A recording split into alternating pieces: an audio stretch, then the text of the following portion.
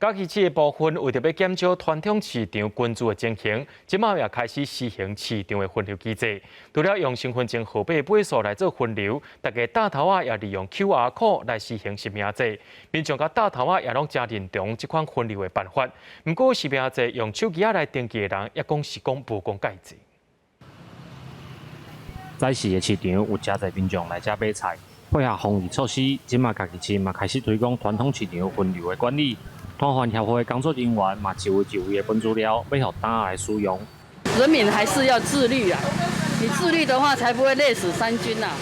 他袂添死在公务人员哈，安尼，我觉得这是很必要的，因为我们要保护自己，也要保护别人。来到菜市场以后，赶快去采买你所需要的东西，买好了就请赶快离开。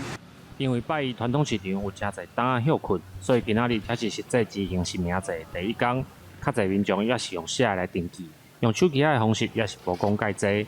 不过，针对市场分流的政策，嘛是有民众表示认同。目前没有用强制的方式来进行，我们是用鼓励民众自主的方式来进行，把人流分开。希望呢，能不能一次去就去买1周的量，然后呢去了以后呢，不聊天不逗留，买完了1个周的分量以后，买完就走。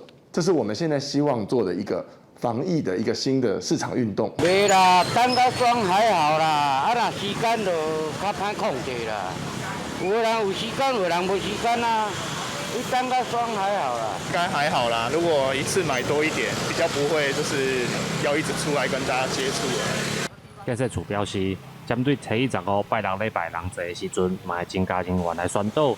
线路来讲，会节嘛会安排相关的措施，希望莫因为传统的节日造成疫情的传播。记者丁伟霆，家己报道。